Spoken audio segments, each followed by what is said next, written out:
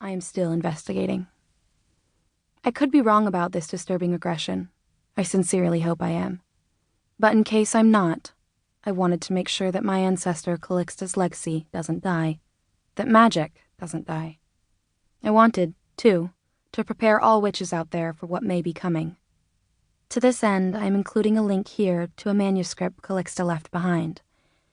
It is an opus consisting of spells, potion recipes, and many, many words of wisdom, including her theories regarding witch genetics, gender, etc., and as far as I know, it is the only such compilation available. Despite its uneven enforcement, 6-129 continues to have a chilling effect on books, websites, and other means of disseminating magical information. All copies of Calixta's manuscript were presumed destroyed in the Great Purge, but parts of it survived and have surfaced.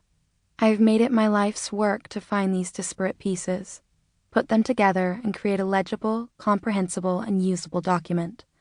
The work is not complete yet, but I believe I can no longer wait to share it with the world. For the past 139 years, witches have been forced to teach themselves magic skills, invent their own spells, and in general, try to be their true best selves in a vacuum of knowledge and community. I hope Calixta's manuscript will help them reach the next level and beyond in their personal journeys. I hope, too, that it will help them defend against what appears to be a rising groundswell of hate. Please use it well. I will be removing this message and link within 24 hours, and taking extreme measures to cover my digital tracks, for safety reasons.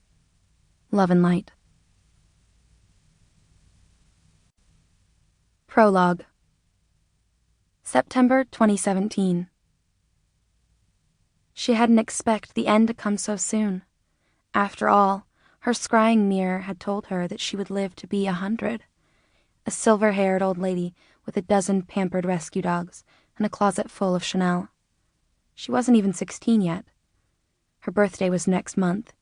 She knew her parents had planned a party for her at the country club. A live band, a photo booth, goodie bags full of lush bath bombs and Tiffany's trinkets, her cousin Nell flying in from London. The works. Why had she been brought here? Was this a random act of evil? It wasn't related to what she'd found in his car, was it? Whatever the case, her instincts told her that she should get the hex out, that it was her only hope. Unless help was on the way? But that was a long shot.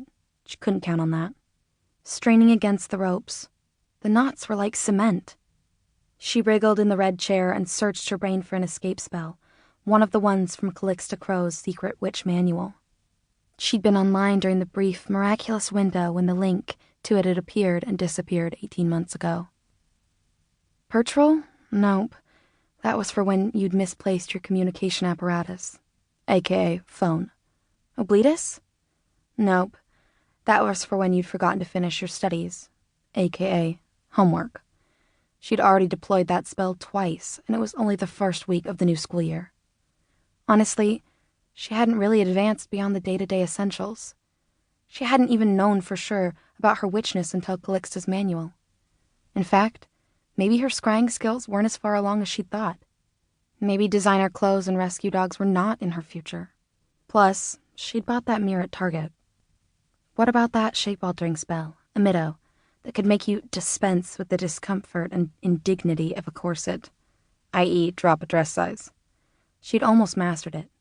Not to lose weight or look skinnier, since she believed in body positivity, but for disguise purposes, should the need arise.